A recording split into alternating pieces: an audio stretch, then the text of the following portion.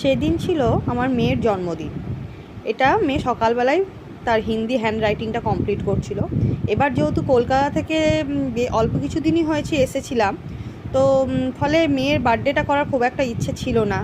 কিন্তু সকাল সকাল বাচ্চাটা এমন বায়না করতে শুরু করলো যে হঠাৎ করেই প্ল্যান করলাম যে মেয়ের বার্থডে সেলিব্রেশন করব। খুব ছোট্ট করে ঘরোয়াভাবে সকালে একটু পায়েস রান্না করে 5 রকম ভাজা, মাটন আর ফ্রাইড রাইস করে ওকে সকালে খেতে দিয়েছিলাম। আর একটুখানি আশীর্বাদ করলাম সকালে, আমি আর আমার হাজব্যান্ড দুজনে মিলে। আসলে বাচ্চাদের এত বায়না থাকে যে ইচ্ছে না থাকলেও আর উপায় থাকে না, কেননা ওর জন্মদিনের 3-4 দিন আগেই আমরা কলকাতা থেকে জাস্ট ফিরেছিলাম, ফলে বড্ড টায়ার্ড ছিলাম। তো সেই জন্য আর খুব একটা করার ইচ্ছে ছিল না, কিন্তু ওই যে মেয়ের বায়নায় বাধ্য হলাম শেষ পর্যন্ত করতে।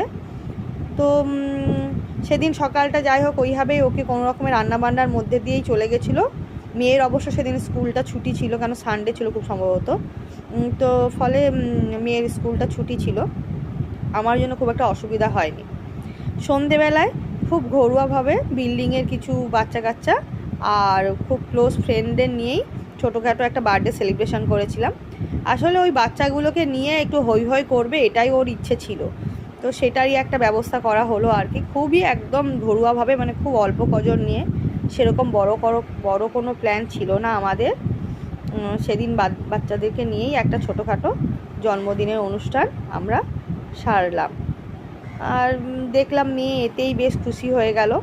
ওরা আবার একটুখানি গান চালিয়ে আবার একটুখানি নাচানাচি করছিল। যাই হোক, বাচ্চারা যেরকম হয় আর কি, সবাই মিলে একটু হৈ হৈ করতেই পছন্দ করে। তো মেয়ের জন্মদিন ছিল 15 তারিখে জুন মাসে, এটা একটু দেরিতেই আপলোড হচ্ছে। এই কেক কাটিং পর্ব হলো, মেয়ে বাবাকে কেক খাইয়ে দিচ্ছে, আমাকেও ওর থেকে, আমার অবশ্য মুখটা কেটে গেছে, আমাকেও ওইভাবেই কেকটা কাটিয়ে মানে কেটে খাইয়ে দিল। এই আর কি, সবাই মিলে সব বাচ্চা কাচ্চাদের নিয়ে একটু হই হলো মজা হলো।